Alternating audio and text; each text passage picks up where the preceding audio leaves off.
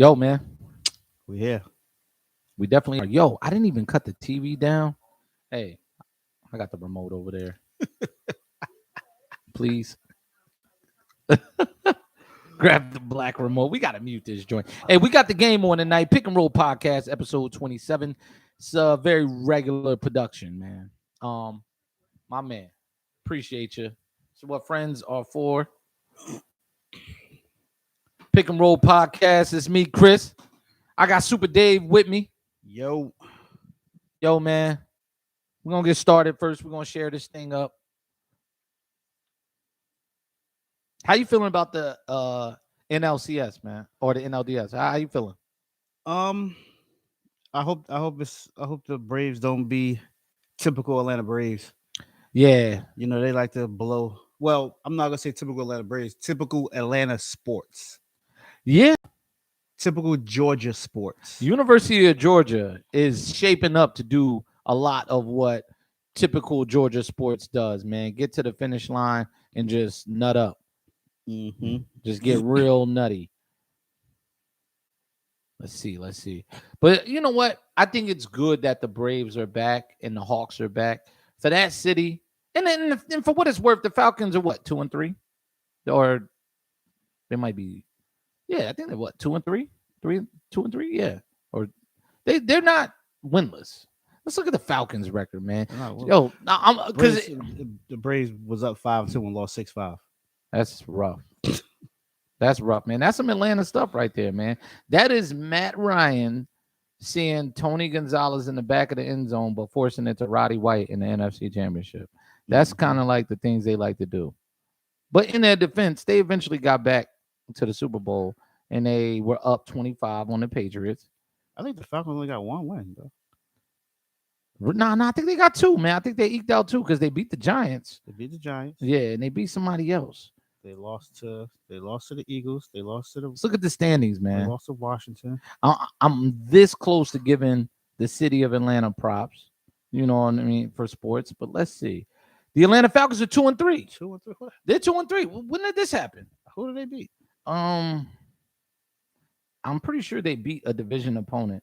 That division is looking real weak, man. And NFC South is a little disappointing. I still think the Saints are the strongest team there, but the Panthers are going the other way.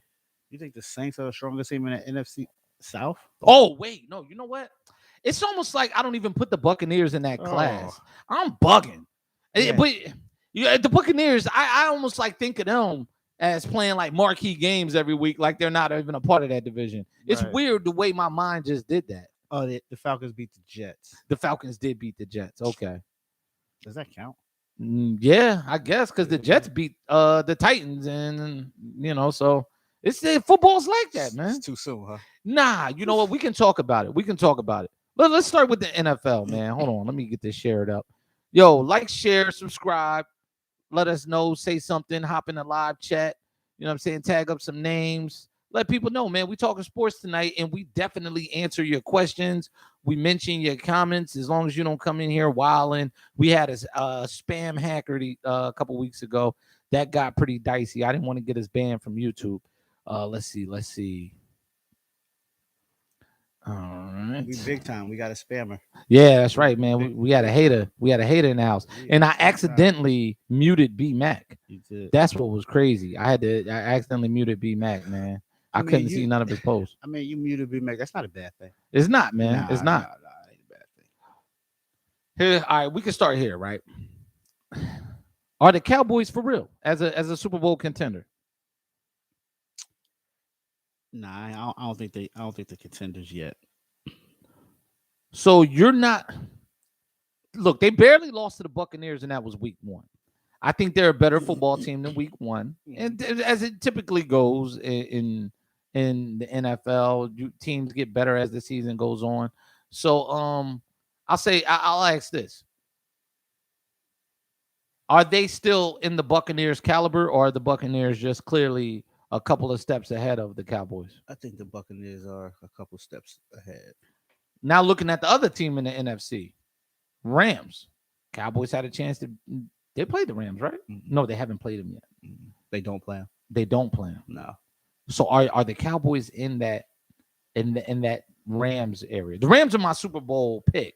I think the Buccaneers, the greatest hit show is going to hit a roadblock late in the playoffs, and it's going to be the Rams. But in my opinion, but do you think the Cowboys can truly compete and steal one from one of those guys?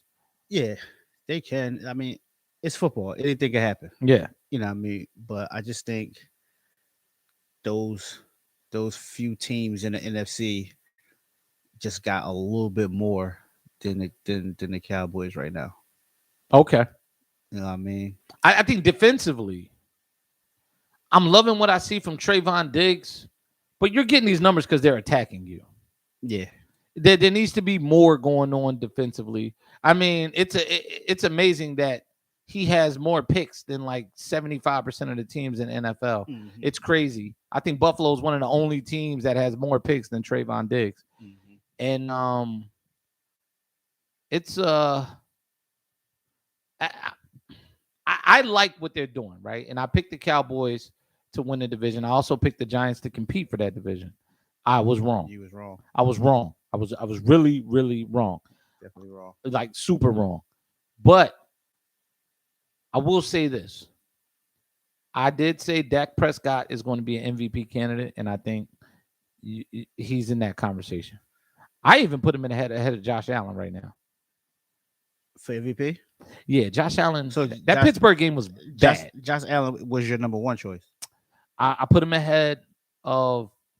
I think Dak is up there for MVP with Tom Brady, with Lamar Jackson. Because I think he's the sole reason. He's the biggest reason that team is competing. Yeah, I think highly of Dak Prescott. Yeah, I know. People ask me, right? Oh, they asked me this 2 years ago. Mm-hmm. They said, and this is 2 years ago when we beat the Cowboys on Thanksgiving, right? They're like, Chris, would you, if something happened to Josh Allen, God forbid, would you take Dak Prescott in Buffalo? And I said, yeah. Actually, 2 years ago, I would have taken Dak over Josh Allen. Like at this very moment, I think they're on the same level. They don't do the same things, but I think Dak is just as explosive as a thrower as Josh Allen.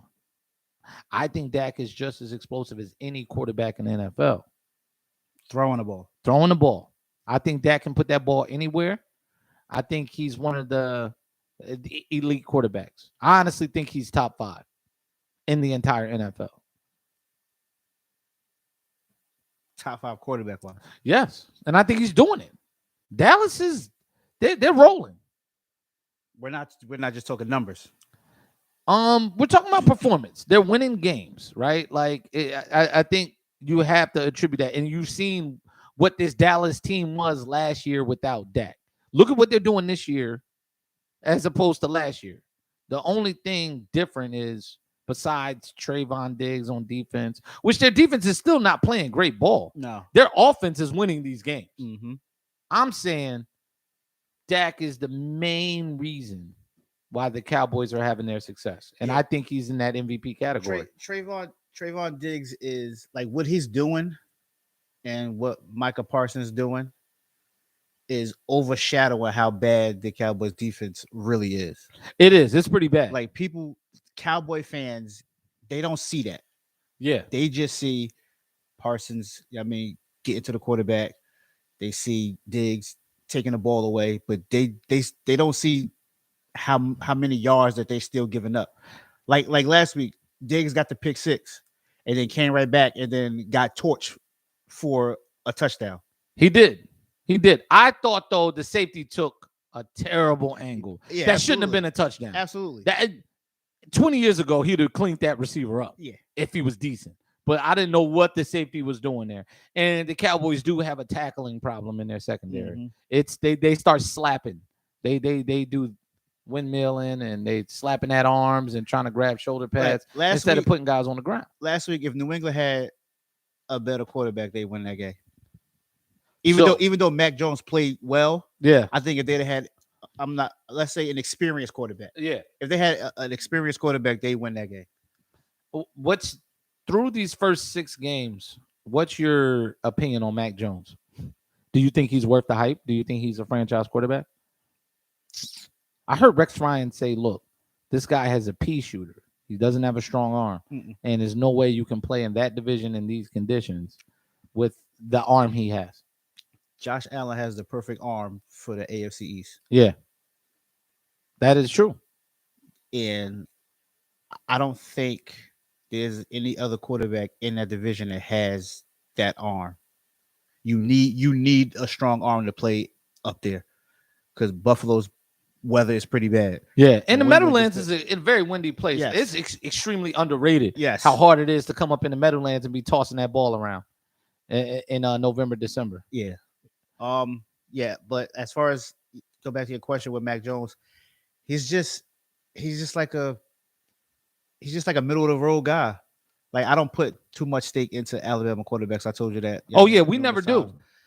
So I think he's probably has the highest ceiling of the Alabama quarterbacks. I definitely think he's better than Tua. Yeah, I think you can put a team around him and succeed more than you can with Tua, and I think he's better than Hurts at this point. Who's really? I don't know if you count him as an Alabama quarterback, but yeah, he's an Alabama. Yeah, he's an Alabama QB. My thing with Mac Jones is I think it's there. The mind is there, but physically, I don't think he has the tools to push the team down the field when he needs. It's like everything has to go right. They're dependent on precision. It almost reminds me of Belichick. Belichick doesn't think he can do some of the things he asked Brady to do, or even Garoppolo. He kind of treats him like Matt Castle. He kind of treats him like Jarrett Stidham. Like, yo, stay within the framework of the offense. I need you to just be this soldier. And I think that's kind of hampered him because New England, they signed a lot of talent this year. Jonnu Smith, Hunter Henry. When I saw those two tight ends, these are guys that were tearing stuff up. Yes. The last couple years. Yes. They're on my fantasy team. They are non-existent. Like they're unplayable in fantasy football. And they're just not putting up any numbers or giving them anything. And their receivers are still nameless. And my thing is, I'm starting to wonder if Belichick's system needs some fine tuning. If it's getting stale, because teams have built up. Yeah, teams build their team. I think when you so dominant for 20 years, yeah, and the teams that's in your division and the top tier teams that's in the league or just the AFC conference, they pretty much build their team to beat you. Right. You know what I mean? So I think people are catching up to the New England system. People are not afraid of that.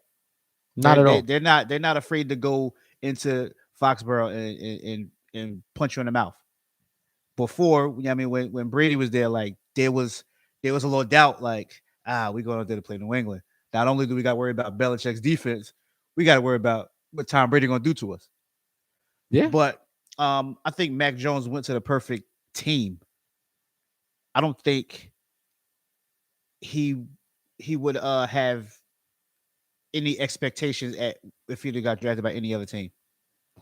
I think he went to the right team, the right system, at the right spot in the draft. But for all quarterbacks that are young and they're starting to progress, I don't see the talent, the size, and athleticism from their receiving core. I look at what Trevor Lawrence is doing. Every game, they're getting incrementally better. Without a running game, Trevor Lawrence's decision-making is improving. But guys like Marvin Jones, Laviska Shenault, they just got a tight end. He's playing well. I like what they're doing. He's coming along very nicely. And also, Trevor Lawrence just a far better talent than Mac Jones is. But one of the things that I've noticed about New England is they don't have the big play in the tuck.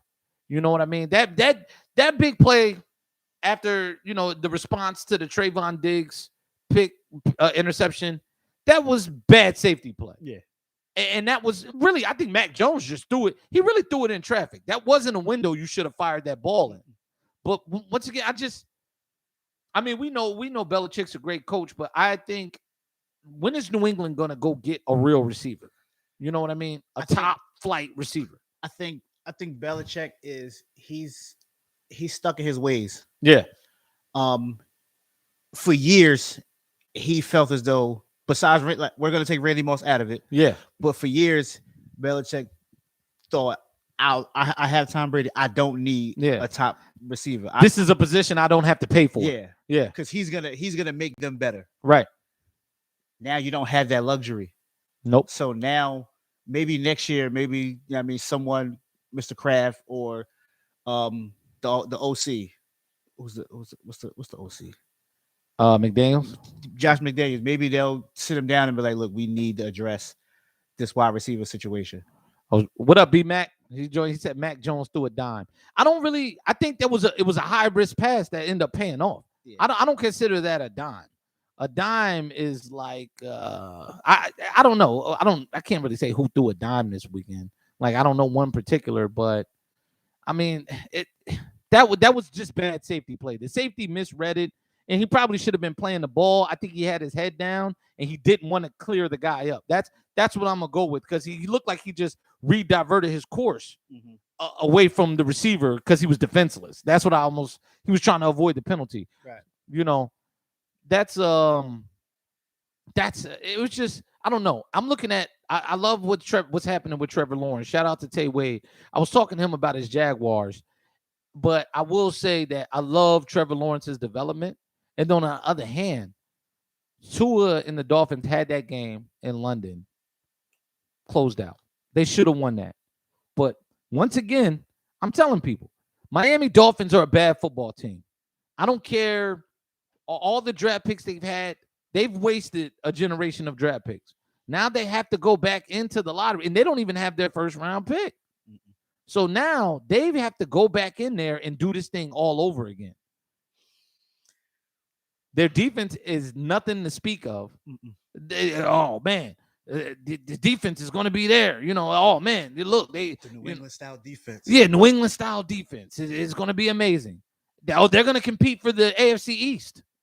I don't even think they're better than the Patriots. No. This is what I'm saying. It was sad watching it, and Tua's not going to be there next year. Or if he's there, he's going to be a backup. Yeah. He's going to be a backup. It's the one situation where you probably should have held on to Ryan Fitzpatrick for another year. I got to watch a few different games since Buffalo didn't play till Monday night, and I will say this: the Chiefs are in trouble. Yeah. What are you seeing from the Chiefs that worry you? Teams figured them out. They figured them out. They know. Everybody already knew that they could score right on Kansas City. They just had to figure out how to stop. How to slow them down. Kelsey and Tyreek Hill. Not stop, slow them down. Yeah. Now I think that like teams have figured it out, and now they're doing it. They saw what Baltimore did to them. Right. And then they saw what the Chargers did to them. And then what Buffalo did to them. Last week, yeah. And then Washington was doing it to them. But Washington couldn't sustain that like Buffalo could. I watched that game. That was the game I watched the most, right? I was mainly between that game and I was looking at Minnesota, Carolina. We'll get to that in a minute. But when I was watching it, Washington had control for about 65% of that game. When they missed that field goal in the third quarter to go up 6, I knew it was over. I said, man, they know that they had these guys on the ropes and they just let it slip. And for what it's worth, Tyler Heineke he just doesn't have the arm. He doesn't have the arm because Terry McLaurin is probably one of the most underrated receivers in the NFL. Yeah. I'm talking like week in, week out. And I'm not the Cam Newton fan, but he should be in Washington. He should be the starting quarterback in Washington because Fitzpatrick's down. Ron Rivera needs to make that phone call now. It's time to give them something to watch. And Cam Newton, I'm not saying that, he's going to come in there and put on a passing clinic, but he'll give them another dimension and the ability to at least get the ball out there to these guys. Right. Because Heineke, man, he's elusive, but he cannot put anything under those passes. And I'm wondering if Patrick Mahomes, like he's being real reckless with the football. Yeah. What do you think is causing that? Patty Mahomes still is going out thinking my team is better than yours. Yeah. So I'm gonna still continue to do the no look pass. I'm gonna just scramble backwards and then fling it and Tyreek is going to come down with Right. As I'm falling to the ground, or I'm going to pick up a bad snap off the ground, then try to throw it to a guy, without even getting a grip on the laces. He just picked it up and tried to throw it. Patrick Mahomes, too, it's on, I definitely think it's what you're saying, but I think part of his struggles is there's no real number one or number two receiver on that team. Because for what it's worth, traditionally, Tyreek Hill is a slot receiver. He can't line up on the outside and win that matchup for the entirety of a game. Right. That's what makes number one and number two receivers. When they had Sammy Watkins, Travis Kelce, Tyreek Hill, Mecole Hardman were that much more dangerous. But now that they don't have a real receiver, which is why they tried to sign Josh Gordon, and I think they saw this week because he really didn't get any burn this week. Right. They tried to throw him in there in Buffalo, and it didn't work. He got a penalty on the first play, then you didn't see him no more. Right. You didn't see him this week either involved in the game plan. Just Washington just didn't have enough punches to throw. But when I looked at them, people are giving them everything short and just hitting Tyreek Hill. Yes. They're just hitting Travis Kelce. Travis Kelce is getting lit up. His career is getting shortened, and Buffalo started that. They were laying him out. Yeah. People are doubling both of them Yeah. and saying, Mecole Hardman, you beat me. You can have 9 catches for 86 yards. We don't care. Right. Yeah. And nobody fears them running the ball. Yeah, because people keep saying that, oh, man, Patrick Mahomes keeps looking for the home run throw, the long throw. It's not that. That throw is not there, and everybody's laying on everything short.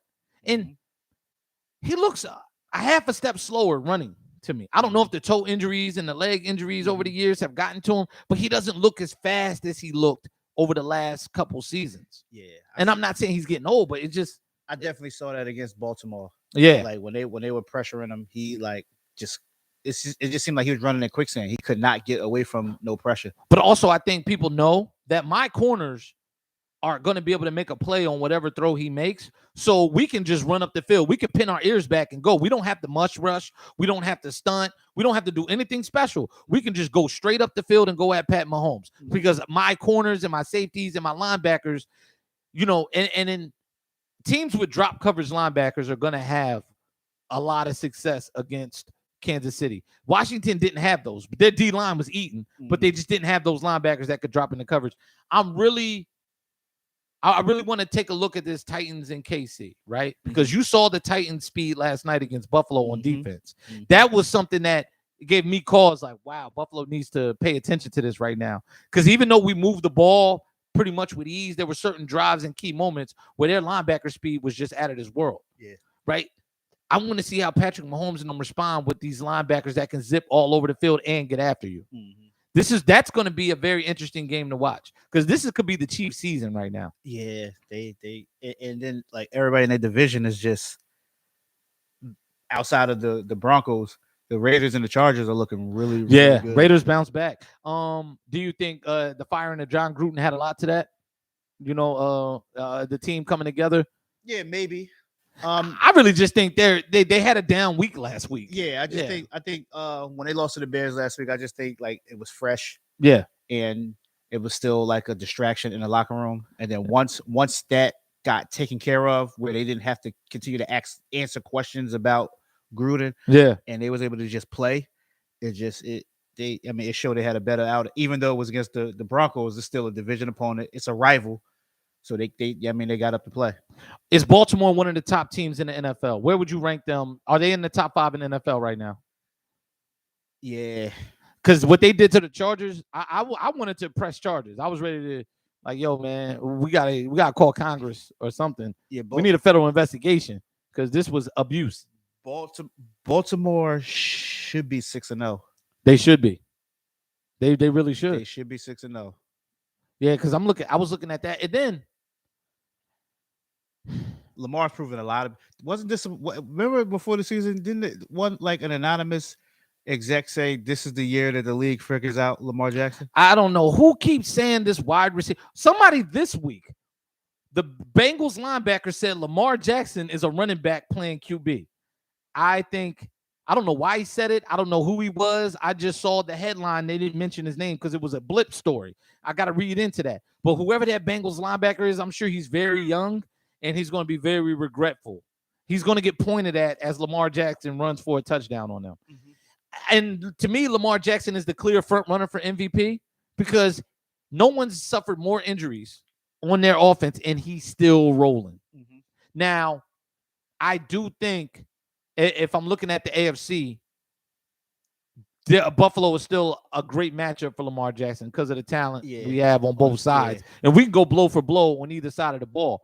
Mm-hmm. But I will say this, I think the Ravens, the way they game plan, the way they play the game, and then also looking at their division, the Browns are going the wrong way. Yes. The Browns are going the wrong way. Yes. I wasn't even impressed by the Cardinals, right? The Browns just have bad luck. Baker gets hurt. More guys start dropping like flies. He dislocated his shoulder, right? Yeah.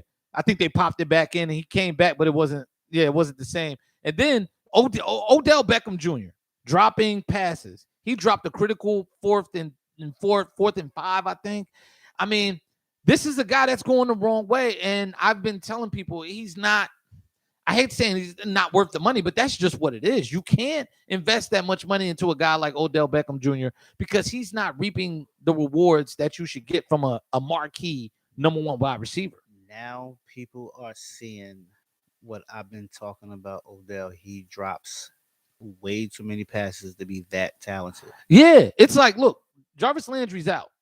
Other guys are out. You have to catch these passes. Like, this is you. If you want to be the man, you still want to hit your incentives in your contract because everybody knows in the NFL that's how you get your money. You got to hold on to these passes, man. You're supposed to be a primetime player, and I'm just not seeing it. He's not giving Baker anything to work with. It's, when you on Facebook, when it tells you like all the stuff that you posted. Yeah, the memories. I used to go through my memories and if y'all had access to my memories, yeah, all you see is this guy can't catch with 2 hands. No, he's always looking for 1 hand. Like, he drops a lot of passes. It used to frustrate me. I'll say this, right? I'll say this. I think Odell gets released after this year. They're trying to trade him to San Francisco. He either gets traded this year. If he doesn't get traded during the season this year, he gets released. Baker just plays way better without him. And it's like when he's on the field, you have to just force the ball to him just to keep your team harmonious. Yeah, I saw a report where they were I think they were doing Odell for Jimmy G. I would do that. Odell for Jimmy G? Yeah. I don't think Jimmy G is better than Baker Mayfield. No, I think they were only doing that because they don't really know how serious this injury to Baker. In that case, if Baker's out for an extended period of time, I'll take Jimmy G right away. Yeah. To kind of bridge that and then deal with whoever we're gonna keep in the offseason. Mm-hmm. But I would do that. I would do that if I were the Browns. Yeah, because you just got to get Odell off your team and send him somewhere far away, and eventually, it almost reminds me of when Ocho Cinco kind of started to downward spiral. Mm-hmm. You realize that a lot of his success came because of the receivers that were around him. Yeah, the tight ends that were around him. When now we need Odell to be number 1 wide receiver. Now we need you to carry the load. You can't do it. You're just not consistent enough. And I'm just wasn't the Cardinals. They just traded for Zach Ertz. They're rolling. I still don't buy them as a Super Bowl contender. Do you? No. I think what they're doing right now in the regular season is cute. Yeah. They only top tier team they played was the Rams, and they lucked up with that because Stafford was missing throws that he normally makes in his sleep. Yeah. And I think the Rams treated that like a scout game. Like, let's see what we got. Yeah. This is the only team that can compete with us in this division. Yeah. And I think like it's going to be, I think the Rams going to get them the next time they play them. Yeah. And then Arizona didn't play like Green Bay or Tampa or, what I mean? Like, so once they start playing some teams, yeah, we'll really see how they step up. One thing I haven't seen in Arizona, and they should have lost a couple games this year as well. I haven't seen teams be able to close the pocket and really contain Kyler Murray and make him throw from the pocket off of one platform. Right. He's been able to get outside that pocket and extend plays, which is his entire game. Mm-hmm. And as much as I like the little quarterbacks and I like to see him do that, the one team that I thought really contained him in the pocket was the Vikings, and the Vikings should have won that game. The Vikings are the cardiac Vikings. Every week they're just giving somebody heart problems, heart palpitations. They beat the Panthers, and they're starting to make my pick of saying that they're going to be a competitive team this year. They're starting to make that look better and better.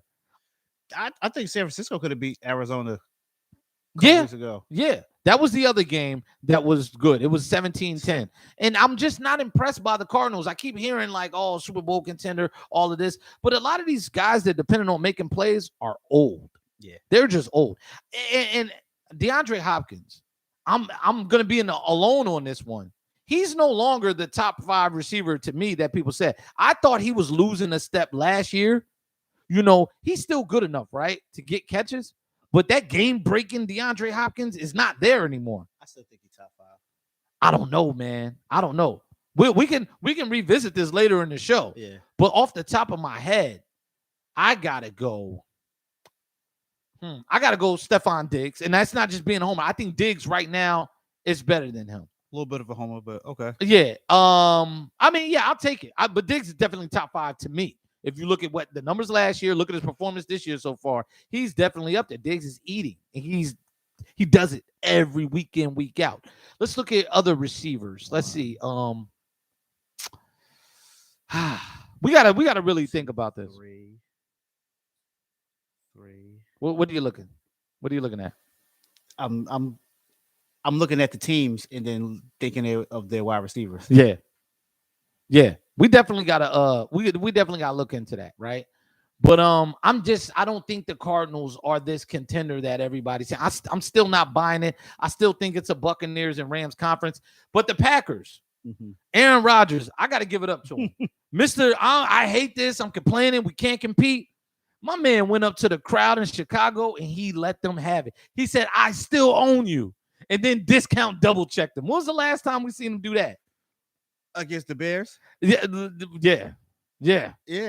A couple years ago, opening night. I think it was either Monday night or Sunday night. Yeah. Khalil Mack's first game in Chicago. Wow. Another trade that he got the Raiders won. Just like the Giants won the Odell Beckham trade. They hurt Aaron Rodgers. Yeah. And then he came back in the second half. He did. And lit him up. Yes. And he did the double check. For him shouting, I own you. Y'all suck. I still own you. That was amazing. But once again, to everybody who sympathized with Aaron Rodgers and felt like he has a legit gripe, the way he ran in for that touchdown, if he does that in the NFC Championship, he goes to the Super Bowl. This is all I'm saying. Are you that quarterback because of Chicago? Because you could have done that against the Buccaneers last year, and you might have a ring. They could have beat the Chiefs. Yeah. You could have had a ring. All you had to do was just take a little contact and get the touchdown. But hey, you know what? Shout out to Aaron Rodgers. That was an amazing moment this weekend. My Buffalo Bills, man, last night, I still don't know how I feel about the 4th and 1 call. Didn't like it. Take the field goal. I think I don't know if I liked the way they did the snap. Yeah. Let's hurry up, run to the line, and then Josh going off the left side. They already failed once. Yeah. You shouldn't have gone for that quarterback sneak off the left side again. I have a problem with that. If you're gonna run him, do a naked bootleg. Exactly. Or I just said flood right. You know what? Put Josh in the gun, play action, Zach Moss, and have him go up, pick somebody before he goes out backside, and then just have everybody flood right and have your big guys go across the back of the end zone. That's it. And then he can choose to keep it. Yeah. You know what I mean? That's what I said. Keep it simple. But it was clear that Tennessee's D line just had a little more edge than Buffalo's offensive line last night, all night. I think it's time for Buffalo to finally get a running back. We definitely need a running back. I think it's time. Like, we won't decide on which one we're going to use, and we never truly involve them into the game plan. Yeah, exactly. I think it's time to these two little running backs, scat backs. It was cute. Yeah, it was cute to just design run for Josh Allen. It's cute. It's time for Buffalo to get them a bell cow. Yeah, and really commit to the run. We need a physical running back. And then I think it will benefit Josh Allen the most, because now when teams are afraid of your running back there, the naked bootlegs and the play action design runs and the read options will work for him. Yeah. You don't have to do read options all the time like Lamar Jackson, but a little read option here and there with Josh Allen will work. I've been seeing them throw wrinkles into the game, like the QB lead, which is like, Some using Cam Newton type jump. Yeah. But it's still not enough. You can No. just feel it. Like, man, if Buffalo had a physical running back with some size and then just a little burst, somebody stick their foot in the ground and go Yes, straight up the field. And teams, Yeah. and coming in, teams know they don't fear the running backs in Buffalo. No, They not at know all. The one person that's gonna run the ball with some conviction is the quarterback. Yeah. So they'll just sit back and play coverage and then wait for Josh Allen to receive the step, take a couple step back, and then run. Yeah. So I think if they'd have had a legit running back last night, they would have picked up the first down and won the game, or another play call instead of that one that they used. We get cute and a little too creative on the play calling sometimes, but I did think Josh really got that first down when he dove before that. Mhm. But I don't know. I wasn't a fan of the officiating late in the game last night, like the Yeah. kick return. You're reaching for flags, right? Like, come on, man. It's a kick return. It's a few seconds left. And I thought Jordan Poyer got tackled to the ground as he's trying to tackle Derrick Henry on that first long run. And then Trey White gets pulled from behind. It just, they were on the road, but they still had opportunity to win it. Yeah. Should have won the game. Should have won the game. I thought Josh squandered a couple of drives that could have been backbreakers. So, I still don't like that loss. That loss should not drop Buffalo in any kind of power. No, because they chose to take a high risk play at the end of the game. Yeah. But still, we're going into a bye week. We need the rest and Much we need to needed. regroup. But I would love for us to pick up a physical running back during the bye. I even say, look, Adrian Peterson, what is he doing? This is a guy that's always in shape. He's got some size to him. And we have the line that can give him clear running lanes. And he's almost like the perfect guy, right? Yeah. Because he's going to run full speed into whoever he sees and finish the run. He's not gonna dance around. No. The play is going left. I'm gonna go left. Ain't no toe tapping behind that O-line. And that's what look, I would love to see Buffalo do that. We did it a couple years ago with Frank Gore, and he paid off for us, helped us get to the playoffs. Mhm. I would love to see us get Adrian Peterson in here or somebody like that. But there was a good week in the NFL. A lot of really good games. I'm trying to think off the top of my head. Any others? I will say this. Geno Smith it's not good. I don't like watching him. No. I think they do a great job game planning, but the Seahawks, there's no way that they can survive with Geno Smith playing quarterback. Mm-mm. Russell Wilson's going to have to come back with half a finger. Yeah. Because they should have won that game. They should have won that game. They should have beat the Steelers. The Steelers are like that team that just won't go away, even though they're not playing good football. Mm-mm. It's one of the wildest things ever. Like, Ben Roethlisberger is decrepit, and as diminished as he is, they're pulling these wins out, man. They're scrapping. I've been saying this for years. He should have walked out of the door 3 years ago for me. when Eli and Phillip Rivers walked out. Yeah, it's a wrap. It's a wrap. And I think he's holding them back because it's not sustainable. At some point, they're going to go off the cliff. Yeah. It's definitely not sustainable because teams know you can't beat us deep. No. So you're gonna just throw these little 3-yard passes to the running back, these little 5-yard slants to the wide receivers. That's all you're gonna do. That's your game plan. So we're just gonna keep our linebackers up near the line, and if we can't get to you, we're just gonna put our hands up and knock the ball down. Yeah, man. And if we blitz you're not running anywhere. No, not at all. Not at all. And that's the thing. They picked up the running back from Najee Harris from Alabama. And as talented as he is, they still throw too much. Yeah. Like, stop. Ben is not Dak Prescott. No. Ben is not. He's not even Ben anymore. I heard somebody call him medium Ben instead of Big Ben. He's medium Ben. Yeah, he's not the one anymore. Yeah, it's Diet Roethlisberger. Yeah, Diet he's Ben just- Roethlisberger. It's time. Like, I don't know why they around and not drafting the quarterback to be his successor. They still trying to go kick the tires on Dwayne Haskins and Mason Rudolph. Like, They got it. Yeah, I don't No. even know why Mason Rudolph's like, still on the roster. go get you a quarterback, a backup that you could groom. So, but now you could have been drafted a quarterback, been grooming him. Yeah. So when Ben finally walks away, there's no drop off. Not even. But Hey, I will say this before we switch topics. Philadelphia Eagles. What did I say? They traded Zach Ertz. They're tanking. They're tanking. Eagles fans, they're tanking. I've been telling y'all this, and the organization lied to you. You've been bamboozled. The man has bamboozled you. Howie Roseman, Jeffrey Lurie, Nick Sirianni, the most unqualified head coach in the NFL. They bamboozled you. They lied to you. They lied to you, Jack. They just traded Zach Ertz. They're talking about trading Dallas Goedert now. really? Yes, because they don't know if they can't come to a contract extension agreement for him. What are you doing in Philly? I didn't hear that. And then anybody just watch Jalen Hurts. The man, everybody says, oh, he played better. He had 122 passing yards in an entire game. And then, like I said, it's not completely his fault, but he's not ready to be a starter in NFL because he can't push your team down the field. And then none of those receivers are top-end talents. I don't want to hear about Jalen Reagor. I don't want to hear about Devontae Smith. They're not ready for prime time. They just aren't those guys, and they refuse to run the ball. Miles Sanders, Tampa Bay was handing you the game, but at no point did they think they were going to lose because they know Nick Sirianni is unqualified. he has no qualifications to win a game of that caliber, of that stature. And then you see the undisciplined nature.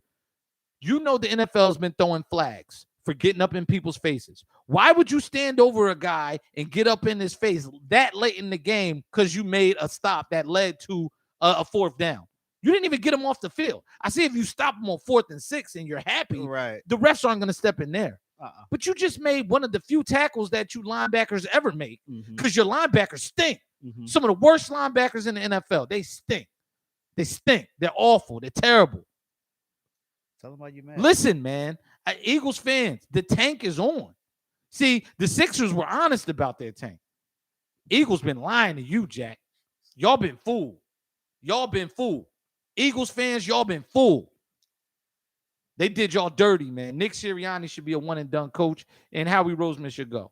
Everybody's like, oh, well, their draft pick this year is going to be higher. It's not guaranteed. It's not guaranteed. Somebody might run off 4 or 5 wins, and the way it's going in the NFL, that draft pick might, fall 6 spots. You see, that's why Washington should not have made the playoffs last year. They're playing a first-place schedule, and they're getting steamrolled.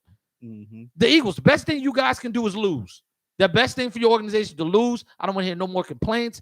You guys don't even call up the radio station complaining. Focus on the Sixers and the Phillies and the Flyers. Hockey is back. Hockey is back. And they're on ESPN. They got better TV deals. And they on TNT. Yo, real quick before we transit, because we're all sports show. Patrick Kane got suspended for submitting a fake COVID card. 21 games. I think that's excessive, dog. It's only a 72-game season. 82. Oh, so, yeah, okay. The 82-game season. 21 games. That's serious. Yeah. I mean, if you have COVID and you give somebody COVID, if you spread COVID throughout the locker room for doing that, I get it. But I don't know, man. Like some of these supposed to be reaching now. Yeah. They're just trying to make a statement. They don't want to piss off the man. Yeah. But I was like, damn, 21 games? That's 21 game checks. In hockey, they don't make money like that. They don't make that much money. Yeah, Patrick Kane's a top player, but I'm pretty sure he's going to fill 21 games. You know what I mean? Can't go to Nobu today or Roof Chris. Got to take a night off. Tell your lady, like, look, you need to ease up on Bloomingdale's. Yeah. This week, we're not going out. Not Bloomingdale's. That's right. Yo, we're going to stay home and order Black Widow on Disney Plus. We got to chill out, all right? Because I'm here for at least 6 more weeks because the hockey schedule, they spread out. Yeah. Let's talk about the NBA, man. We got the NBA going. I said Buccaneers. The Bucks just mopped the floor with the Nets. Yeah. They look like champions, and their roster looks deep. I love it with DiVincenzo back. Shout out to Gabrielle, friend of the show, guest host. You're welcome anytime. You can pop back up on here. Yeah. Anytime you're in town. George Hill's on that team, and I told her he's the Dave East of the NBA. He gets paid to exist. She really hates George Hill is the most list, like most vanilla, most I'm just a basketball player guy I've ever seen in my life. I've never, him and John Salmons, these are 2 guys that just play. Like, yo, they gave you a jersey, and you probably look really good in practice. So people keep hoping that you'll kick over. but George Hill does nothing in the clutch. George Hill reminds me of a person where if you see him in a supermarket, you would have no idea he's in the NBA. Yeah. He looked like he just has a regular job. Be like, yo, excuse me, tall brother. Let me get to them that celery over there. Yeah. Hey, is somebody at this register? Oh, all right, never mind. You know what I mean? He's the most, he has one of the careers that it'll probably be the least memorable of his era. Mm-hmm. You know, he gave the Sixers absolutely nothing last year. And I just think he's over the hill. But, you know, no pun intended. I forgot he played for the Sixers. Yeah, exactly. He got up in here, sat out for 3 weeks. We traded for him and he had a bum shoulder. Then he got in there and was afraid to shoot. If anybody was more afraid to shoot than Ben Simmons, it was George Hill because he can shoot. Wasn't you kind of excited that y'all got George Hill? No, I was against it because we traded Tony Bradley. And that was our backup big that was able to let Embiid sit for a long time. Well, he's the backup big in Chicago. And yeah, Tony Bradley's a good player. You guys got a good player. Shout out to the Chicago Bulls for seeing the value in Tony Bradley. I don't know why they felt like we couldn't give him a contract, but when we left Dwight Howard all alone to be our bench big and our basically our sixth man, that was it. Like that's. Let's talk about the Sixers. We got to get into it, man. Couldn't wait, huh? Today was a wild day, man.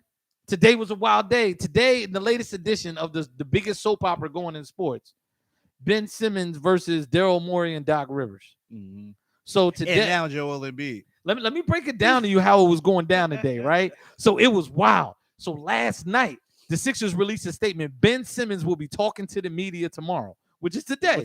So I'm working from home. I'm like, oh man, this is lit. All the Sixers groups are lit up. They sharing the YouTube link because it's supposed to be live on YouTube. Then everybody's going to Comcast, NBC Sports. We're ready. I was watching the news this morning. I heard they was gonna do it on Fox 29. Yeah. TV was cut off in Philly to hear Ben Simmons utter some sort of words. I was excited. I was on the live feed 24 minutes before watching them loop pictures of Ben Simmons running around the practice facility with a phone in his pocket. They were just showing practice videos of Ben Simmons. Just looking around, just half-assing it, right? Yeah. And then it can't, and everybody was waiting. So the interview was scheduled at noon. I'm like, yes, I sent it to my pops, called my man up. I said, yo, we about to finally get the words out. They're gonna kill him. I'm reading the comments. One of the best comments was Howard Eskin is gonna be on Demon Time today. I was like, yo, Howard Eskin was going to come in with the BS, right? Mm-hmm. So noon hits. Comments are just rolling in the live chat. It's like 15,000 people watching. Yo, where is he at? Where is he at? Jokes. Everybody's like, oh, man, he probably got traded. And then people are like, Ben Simmons suspended. Ha, ha, ha. Then it's like suspended. I can't believe this. So it's like you're watching like because Philly fans, this is a very interesting city to like one of their teams because everything major that happens, there's a range of emotions. Mm-hmm. You have unreasonable, you have reasonable, then you just have downright depressive, right? Like, and I was reading all of this. Everybody was just like, oh, man. Like, it was just the extremes on each end. Right. So I get the alert from Woj. Ben Simmons thrown out of practice for not participating and suspended one game for conduct detrimental. Mm-hmm. What did you think when you heard that today? It was expected. I didn't expect him to get thrown out of practice. No, I didn't expect him to get thrown out of practice. But when I say it was expected, I expected him not to participate in anything. Yeah, in practice or anything. So yesterday when they had the little video of the team in a huddle, and then Ben was just in the background, just bouncing the basketball, walking around, and then once they broke the huddle, he walked out. Right. So I kind of figured Ben he's not interested at all. At all. So when they said he got thrown out of practice, now I'm like, all right, for what? So then when it came out that Doc asked him to do a defensive drill and he said no. Yeah. And it was early on in the practice. Yeah, it was like early, as soon as the practice started. Yeah. But I think Doc was testing him. Yeah. It was like, yo, I'm coming at you hot and heavy. Yeah. Like, we're going to see what it's about because we got a game tomorrow. We got to hop a plane after this practice and go to New Orleans and play our first game of the season. And it was wild because right after that, before the media found out what Ben exactly did, Doc was telling people it's none of your business. We got him out of here. You know, he'll be back. We think he'll come back. Sixers are supremely confident that Ben will be back at some point and he'll figure it out. And we'll get to why in a minute. But I thought Joel Embiid's press conference immediately after it was as a Sixers fan and as a fan of just like classic leadership, holding guys accountable. I loved it. Embiid said, listen, as far as Ben, I don't care about that man. I love he it. does what he wants. Another quote. It's not our job to babysit somebody. I love it. They said, do you ever want to talk some sense into Ben? He says, listen, I'll talk if you're willing to listen, but other than that, I don't got to babysit no grown man. I love it. We focused on playing basketball and winning games. Everybody has a job to do when they step out of the court. We get paid to perform. I said, man, this man has matured. I love it. Give Joel another contract extension. Yo, man, yeah. Look, I'm gonna give Joel $50. Embiid, if you out there listening, send me your Cash App. I got you, dog. You and your lady go get some burgers on me. You know what I mean? Some burritos, man. I'm not doing it like that, but you know, if I catch you in the city, I'm gonna buy you around, man, of ginger ale though, because we not letting you get out of shape again. But I thought that was the most. Embiid is, for what the Sixers aren't willing to do in these press conferences, Embiid is crossing the line. Yes. They're like, look, we're going to toe the line. Embiid is like, no, we're going to push the line. Yeah, he's fed Y'all up. can't control me. He's fed up. I think he's fed up, but I think he's sending a message to Ben. You've thrown me under the bus, so I'm not going to be nice to you anymore. Yeah. Doc and the coaching staff, they're That's going their to play job this to game. be nice to you. And in the end, he said that. They said, so what do you think is going to happen from here? He said, look, that's for the guys upstairs to worry about. Mm-hmm. I'm, as a leader of this team, I'm focused on the guys that are here. We got a lot of veterans here. We know what needs to be done. Do you think, and we got to go through this every time. Who do you think won today? The standoff. The Sixers. Okay, why do you say that? Because it's like they're getting fed up. Yeah. Like before, you know, Doc was just tiptoeing the line. Yeah. Oh, we would love to have Ben back. Love to have him back. We could win a championship with Ben. Oh, we're we contenders. could do this. We're contenders with Yeah. Ben. And they were, because the front office, we have to make you feel warm and fuzzy. Right. But for Doc to say, man, look, you might as well go home. Yeah, just go ahead. Go home. You're out of here. Now it's like, now you see, I'm serious now. Like, get out of here. Get away. Yeah. But even though I was saying, if Ben reports to practice, training camp, whatever, as long as you're in the building, you're not going to get fined. Right. Because you're in the building. But now, when you don't play games, now they're not fining you. You're just missing game checks. Yeah.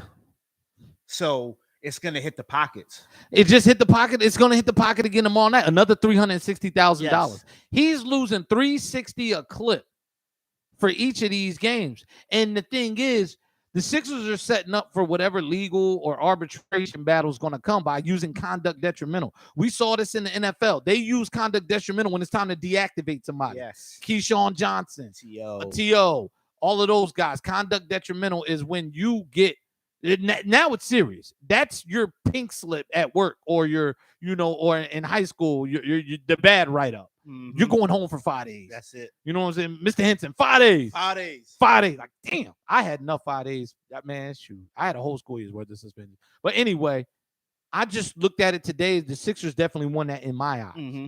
Because, and this is where the range of emotions come through, right? So I got to break this down because this is wild to me. So I immediately go to ESPN. Tim Legler's going on. He's like in his feelings.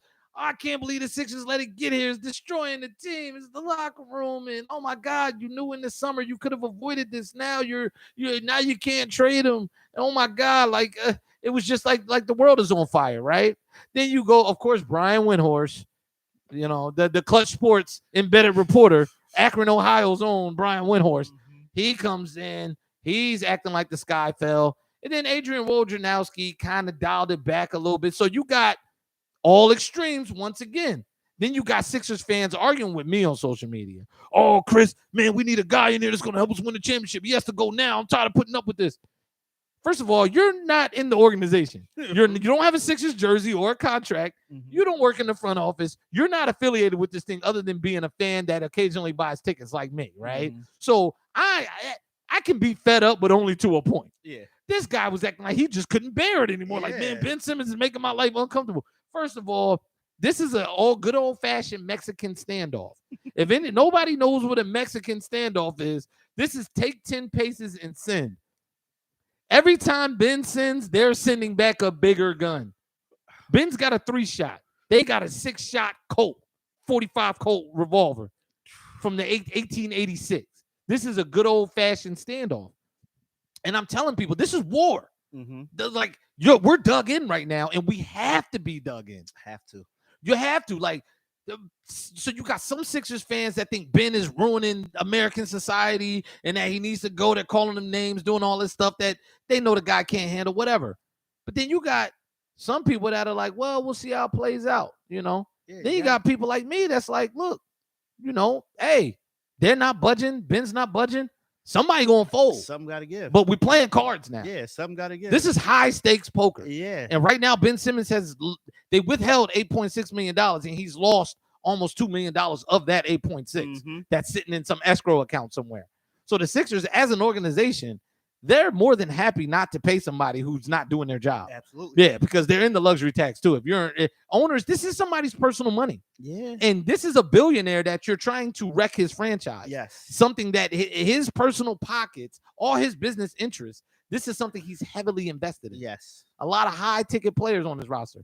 So I'm like, look, this is war. Sixers fans, this is war. You're in a war right now. You live in a country where we've been through wars in the past 20 years. Well, guess what? There's another one going on in Philly. One going on. It's Clutch Sports and Ben Simmons versus the Philadelphia 76ers. Basically Daryl Morey. Yeah. And Daryl Morey is not budging. He ain't said a word. And Doc is out there being the mouthpiece for it, and he's sitting there pushing the line. And what's crazy is, and Daryl Morey doing it the smart way. I ain't got to say nothing. I don't got to say nothing. Go home. Doc sent you home. Don't say nothing to me. You want to get back in good graces, you got to talk to your coach and your players. I'm the GM. I sit upstairs. Yes. I'm not at the practice, right? I get a call. I'm over here trying to tell people we don't want Karis LeVert. I'm upstairs taking that call on my phone, on my work phone. Yeah. Yeah. I'm over here asking the Portland Trailblazers, y'all done yet? Yeah. Hey, Dame, you done yet? Hey, Bradley Beal, you done yet? Y'all tanking yet? Yeah. Hey, man, season about to start. I mean, you ain't got to go through this because that's really what it's coming down to. You don't have to trade Ben right now. In the NBA, a lot of guys that just got signed to, you got to wait 45 days to trade them anyway. So you can't just make this move. People want us to just go get Colin Sexton. We're going to talk about other players in the NBA too because there's a lot of players that ain't getting paid, and I told y'all they not that good. Oh, boy. We going there. I know which one we talking about. We going there, baby. We going there, man, because I was right all along. But this Ben Simmons thing, he's got to come back and do more than he's done. Because Adam Silver came on today on ESPN, Malik Andrews show, the jumper, whatever they call it now. And he says, hey, look, there's nothing in the CBA for us to intervene. We don't have language for this. This can go out as long as it wants. So he said a few things that matter. And I want people to listen to this because you and I try to educate people about the business of sports. Guys just can't do what they want because they have a name in a contract. Right. You have to honor contracts. These are real business agreements. He says, first of all, it's a wild situation because contracts mean something. If we operated off a shake of a hand, then nobody would guarantee anybody anything, and we really wouldn't have a league.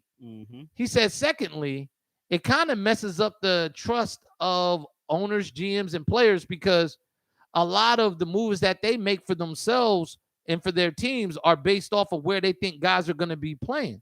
So if you got guys just constantly trying to void their contracts in the early on, you got guys signing in cities that they probably wouldn't want to go to. You know, if you're Julius Randle, what the top class does affects where you go. If you're that next level of star, you got to look up and say, look, I'm not an all-star, but if Ben goes to Philly, there's no room for me. That's my role. I got to go here. Because guys like that, like when they hit free agency, a lot of them guys wait to sign because they know like ESPN, they use that expression where they're waiting to see the big domino fall first. Right. So Kawhi Leonard, Yes, Paul George, those guys, Kevin Durant. those guys gotta wait for them top tier guys to figure out where they're gonna go. Yeah. And then now, once you see where they sign at, now you gotta go. All right, where's the best fit for me? Where's the best fit and where's the best bag? Right. Some guys go for the bag Yeah. somewhere else. Like Josh Smith when he left Atlanta and went to Detroit. Yeah, got the bag. I'm gonna go get this money. It became nothing. Yeah. He was done playing Yeah. basketball. So it's like, you know what I mean? If my skill set is like a Steph Curry or whatever, and I see all the shooting going to the Lakers, Yeah. I don't want to go there No, not at all. because there's no room for me. Nope. I'm gonna go here, so I know my skill set can be utilized. Right. So I don't know. Like it's this whole Ben Simmons situation is getting weirder and weirder. So he also said about the CBA, because there's no language, we can't. So they said, well, so what are you going to do to try to stop players in the next CBA that's coming up to avoid this? He says, well, we don't know how we can actually stop it because you really can't tell people that they can't want out or want to play somewhere else. We're not doing that. Right. But he was like, I suppose we can impose bigger fines on them.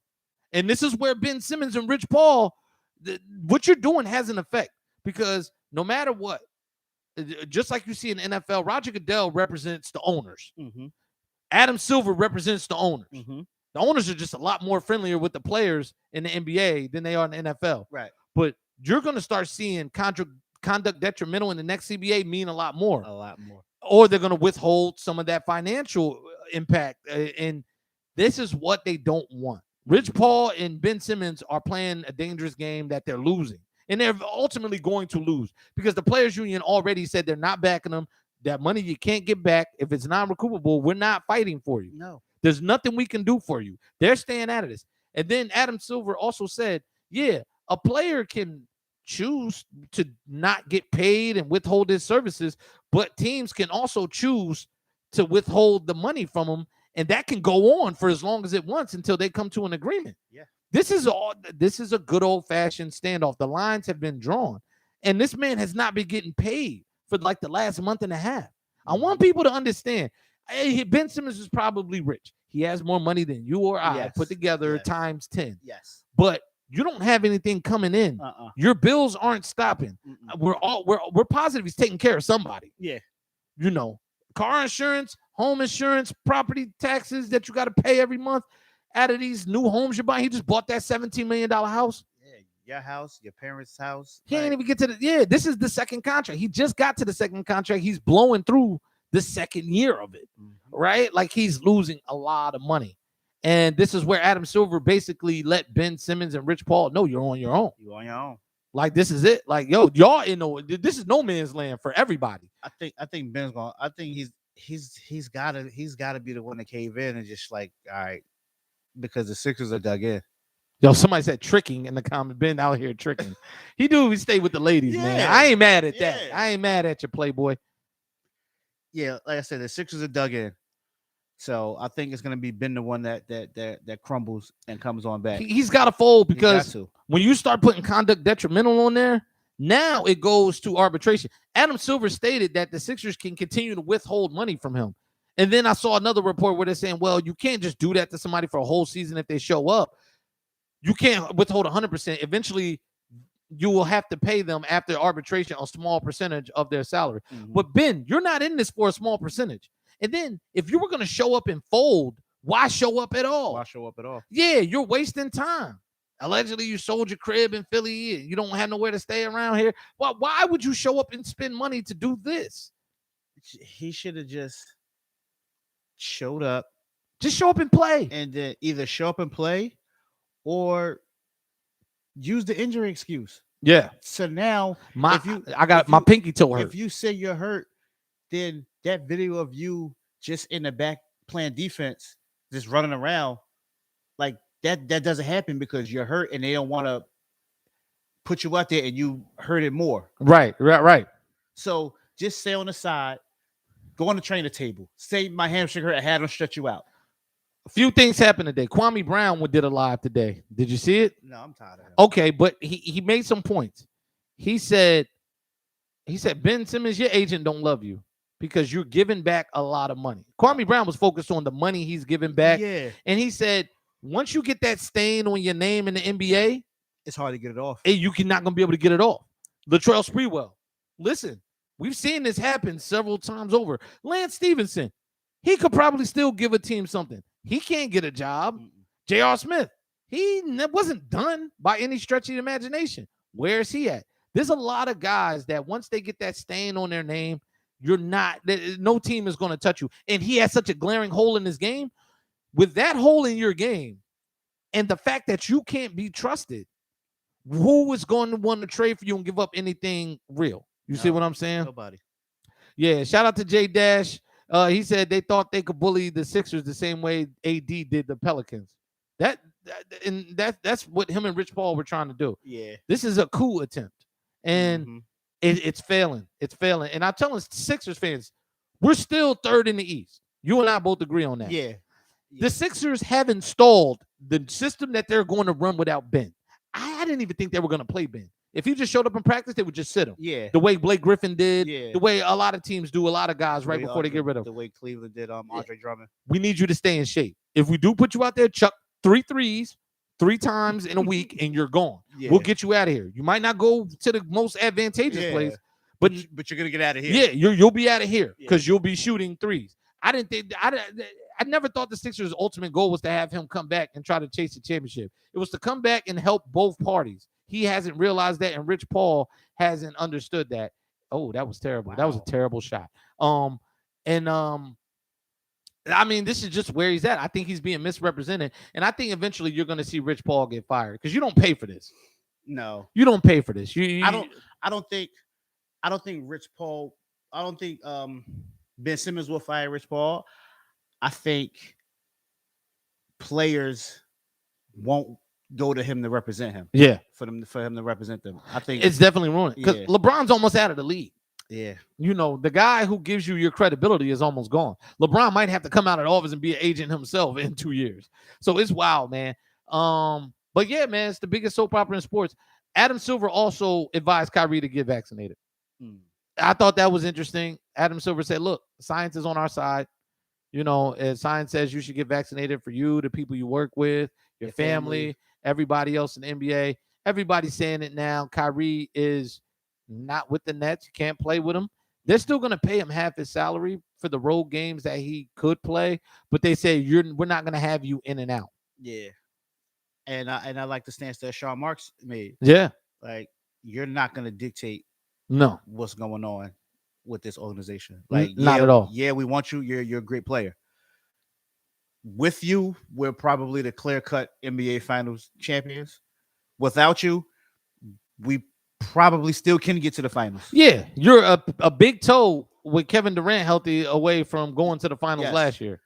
So, I don't know what's going on with that situation. We'll see if same thing with the Ben situation. We'll see if Kyrie folds or not. So there's a couple players I want to talk about. One of them, people kept including in possible Ben Simmons trades. Colin Sexton. The Cavaliers don't want to give him an extension, and they're ready to let him just walk. He's set to be a restricted free agent. I saw a report last week from a Cleveland reporter that said Colin Sexton might be the most unliked by his teammates in the NBA. And I've been telling people he's an okay NBA player. He's young, but he's not what you would consider a good NBA player. Mm-hmm. He's not worth the max contract. And the Cavaliers are going to have to rebuild all over again. There was a report with Colin Sexton, I want to say 2 years ago. Yeah. And when Tristan Thompson was still there. Right. So it might have been a little longer than that. And Tristan Thompson was saying that, like, in practice, like, you're not an NBA player. I think he's an athletic talent that runs really fast. Yeah. The whole kind of like give his body. I can't compare him to anybody because, you know, but you see a lot of guys like that. I just don't know a name off the top of my head. Cameron Payne had to learn how to play real basketball. Yeah. And Colin Sexton is at that point. you don't have a future in the NBA unless you become a supporting player and you learn how to do something other than just attack the basket out of control and Run really fast. run really fast and hit the floor. Mhm. That's it. I don't see anything impressive. I think like Tyrese Maxey's already better than Colin Sexton. I think there's a lot of young point guards and young guards that aren't even starters that are pretty much as good or better than Colin Sexton. Tony Roten is a great comparison. Yes. Low Um, percentage outside shooter, What's the kid that slasher. What's the kid that plays for the Knicks? Quickly. He's Emmanuel better than- Quickly. Yeah, he's better definitely. than Colin Sexton. Definitely. Kobe White is better than Colin Sexton. Like, there's a lot of guards that at your position around the NBA that's better than That's better than you. Colin Sexton. You know, a lot of people are better than DeAndre Ayton. Here's another guy that is upset that the Suns will not extend him. Now, you my man, you've been hearing me talk about DeAndre Ayton. For a very long time. I said, this guy is a tomato can. He's an average center. The people put him on the level. They want to say he's in B, Karl Towns. They want to put him in that category. I said, this guy is not even, he's maybe Zubac. Mhm. He plays on a better team. He has the best one of the top 10 point guards in the history of the NBA playing with him. He's got one of the best shooters in the NBA playing with him. And he's got a pretty solid supporting cast of, 3-and-D guys. You got Mhm. Crowder, you got Mikal Bridges. You got guys on that team that are much more polished at their position than you are. Mhm. I don't see DeAndre Ayton physically impact the game at 7'1" or 2 or whatever he is. I don't see him really dominate on the boards against much smaller players. And he really doesn't have an offensive move that he can go to. He gets garbage buckets here or there. You might get 16 points out of him. Get a lob here and there. Yeah, but A little putback. I don't even think he's as good as Andre Drummond. Drummond gave the NBA, he gave the Lakers 15 and 12 last year. Mhm. 15 and 12. I don't even think DeAndre Ayton is capable of 15 and 12. You really hate I don't think he is. I think he's a 17 and 8 kind of guy. Yeah, that's about right. 17 and 8, but that's on a good team. If you put him on a bad team, he's more like Wendell Carter. I don't listen. I've been telling people he's just not impressive. Right. I don't see him do anything well. His play went off a cliff in the finals. And why would you give him a max extension? He said he wanted the extension that Trae Young got. And this is where drug testing is vital. I don't know if it's the weed. I don't know if it's some little party favors he might get when he's out there touring the town in Phoenix, painting the town red. But listen, man, you want the extension. This is like Tyler Hero saying he's Luka and on Trae Young's level. It's the same thing. You have to show and prove in the moments that it matters most. Tyler Hero, they wouldn't even let you in the game last playoff. Right. DeAndre Ayton, you disappeared in the finals. And the only reason you got that far is because the Lakers were Anthony Davis doesn't stretch. That's the only reason y'all got that far. Let's keep it real. Everybody was hurt. Kawhi was down. Paul George was close to taking y'all out by himself. Mm-hmm. But had you been the big man that you claim you are and that you said you were going to be when you came in the NBA, none of those series are close. Then they played. You win the finals. Then they played Denver without Jamal Murray. Yes, and you got dominated by Giannis. You're bigger than Giannis. He got dominated. Joker did what he wanted with pretty much everybody. Brooke Lopez dominated him. Yeah. He didn't have the upper hand once in the playoffs against any of those real big men. And he's looking for a max deal. Yeah. That's crazy. I'm Yeah. glad these NBA teams are standing their ground. Yeah, I don't think he did enough to get a max deal. Not the Luka or Trae Young max deal. No, that's close to $200 million for 5 years, and you're stuck with that. Yeah. Because who's gonna trade for that? I always tell people, as a GM, you gotta look. Say, if I give him this money and I need to get rid of him, I can't. Yeah, because who does he help get over the top? Right. Yeah, Boston's not going to say, yeah, we want DeAndre Ayton. That's the missing piece. No, he might be the missing link in scientific terms, like, the caveman that we've been trying to figure out where we came from. But, he's not the missing piece. He's never going to be a guy that gets you over the hump. I think he's like an $85, $90 million player. 5 years. Yeah. I might give him 110. 5 years, 110. Okay. He should get more than Norman Powell. Norman Powell got 5 years, 90. I give him more than Norman Powell, and that's it. I think he's still in that. Still in I think that he's still in category. Yeah, well, I guess the 110 ain't too bad. Nah. If I'm gonna give him 90, like the 110 ain't too bad. Nah. But you can't give him 180, 194, No, 200. no, That's crazy. nah, he's not. That's crazy money. He's not that player yet. And because you know what this tells me? Him being a restricted free agent, Orlando, we got a guy out here. We got a guy. Yes, we got a guy. We have because a guy. will you give us Wendell Carter and spare parts? Will you, you're going to go to a team and say, I'd rather, pick up a Montrezl Harrell and maybe, if Zubac breaks free, you're going to get the same thing out of this guy as long as you got Chris Paul and Devin Booker. Yeah, That's what makes the team go, not DeAndre Ayton. mm-hmm. But see, I get called a hater when I say this. They're like, oh, Chris, look at him. He went to the finals. A lot of people went to the finals. They wore their warm-ups the entire time at the end of the bench. A lot of people went. People bought tickets to get to the finals. People always go to the finals. Like, it doesn't mean you played a role in it. Doesn't mean you were good when you got to the finals. Mm-hmm. It doesn't mean you deserve to get playing time in the finals. Right. Shout out to J Dash. He said, only centers you paid the max are Joel and Joker. I totally agree with that. 100%. Joel and Joker, that's it. And if you consider Anthony Davis a center and Karl Anthony Towns, then yeah, 100%. you pay them too. Yeah, but he is not a difference maker at all. No.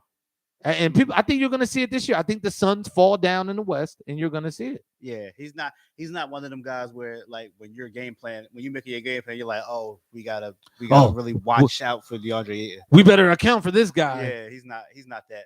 Only accounting I'm doing is like, just keep an eye on him and make sure you crowd the paint. Don't let Chris Paul come in there. Simple as that. DeAndre Ayton, he can have all the looks he wants. We need to make sure Devin Booker and Chris Paul aren't getting free looks at the basket. Simple as that. And that's all I had to say, man. I'm not a hater. The Phoenix Suns agree with me. We need jobs, man. We need jobs, man. Yo, call us up, man. Call us up. We'll get your franchise right for half the price, man. You know what I'm saying? I'm definitely with it. Listen, man, we need jobs, but anything else on your mind? Nothing else really happening in any other sports. No boxing this week. No boxing. Boxing comes back November 6th. November 6th. Canelo, yeah. I'm gonna order that fight. Yeah. No, we could save it for next week. We gotta say one thing. Bow your head. Okay. Dear Lord, I want you to forgive the New York Giants, for they know not what they do. Let's just pray that this ends quickly for Giants fans and that some of the younger players can get a chance to showcase what they have, because a rebuild is coming. Amen. That was rough, man. That's a wrap. It is a wrap. Yeah, wrap it up. I'm disappointed, man. I'm disappointed in y'all. Man. But you know what? I hope that the bleeding stops. Yo. You were at the game, man. You spent a lot of money for your son to gloat in his Rams gear. That was a lot of bread you spent. You took the lady too. That was a lot of money, man. I mean, how does it? At what quarter were you just intoxicated in?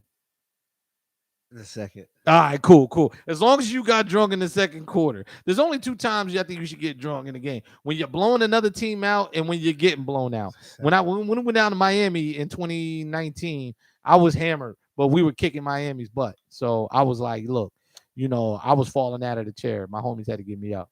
Yo, man, we were end of the first quarter. We was up 3-0. That escalated pretty quickly. Fourth quarter came, it was 38-3. It's just injuries, man. I feel bad for y'all, man. Yo, the first drive, we were moving the ball. Yeah. Tony catches a pass, makes a guy fall, gets pushed out of bounds. Right. Re-aggravates his ankle injury. Done for the game. Andrew Thomas re-aggravates an injury. Done for the game. It just went downhill from there. Yeah, man. once Andrew Thomas went out, we had to reshuffle the offensive line, and then once we reshuffled the offensive line, I think Aaron Donald was one of my linemen because he just stayed in the backfield. Yeah. Like there was a guy that was sitting behind us. We did a running play. By the time Daniel Jones gave the ball to Booker, Aaron Donald was on Booker's back. The guy behind me said, "We're just going to count that as a sack." Yeah. That's how fast he was back there. It was just It's bad, man. It's bad. I feel bad for y'all, man. They were my pick to compete for the division, but Dallas is going away with this one, man. they just the Giants, like the front office and the players, they don't take account of like my mental health when I'm watching The this Giants game, don't support mental health of their fan base at all. because but they just put me through this every week. And then just typical fashion, I tune in every week. Listen, man, that's love, though. That's loyalty, man. That's loyalty and that's love, man. The Giants are like watching. The Giants are like that toxic girlfriend that you just always say you're gonna get rid of, and then when she leave, and then when she call you and say I'm outside, you go and open the door. Exactly. That's what's like being a Giants fan. Well, I got 2 games to look forward to, right? November 28th at 1 p.m. and December 26th at 1 p.m. because you're going to beat the Philadelphia Eagles. So that's 2 more wins. So I'm saying if you just put those wins in the bank now, you're really 3-5 and the season is salvageable. I think we could get the Dolphins. Oh, you'll definitely beat the Dolphins too. So look, that's 4 wins on the in the season right there, counting the 2 you already got. And you got Washington, so I'm gonna give y'all 5 wins. We still got Chicago. You still got Chicago. That's a possible 6. Listen, man, and you got the Panthers. The Panthers are not a good team. I've never seen a team drop so many passes. They dropped everything. Robbie Williams is not going to be in the league next year. Robbie Anderson. Robbie Anderson. I said Robbie Williams. Robbie Anderson is not going to be in the league. It's a wrap for him. Well, if they drop passes, we might as well trade him Evan Ingram. He'll fit right in. Yeah, listen, I'm telling you. Look, you guys got 6 wins, all right? You just got to figure the other 3 out. If you can steal one from Dallas, if the Buccaneers decide to take a week off, Maybe Washington. maybe the Raiders on the road coming west to east. But you guys got the Chiefs too, man. You never know, man. You never know. Got Washington again. Yeah, you got Washington again. Listen, man, I got 6 wins, but definitely 2 against the Philadelphia Eagles, man. But then this was a good show, man. Next week we got to talk about who's the best corner in the league, because We're gonna talk about top 5 at different positions next week. all right, we'll jot that down. Let's do that. But yo, shout out to everybody that tuned in, man. Pick and Roll Podcast, episode 27. Like, share, subscribe, follow the Indio Media Group page on Facebook, and just keep tuning into these lives, man. Just hit the like button. Even if you don't watch it, just hit the like button or just hit us up in the comments, man. Let us know what you want to talk about. Jump in the live chat. We're here to respond, man. But we love doing this, man. We're enjoying this, man. Pick and Roll Podcast. We out.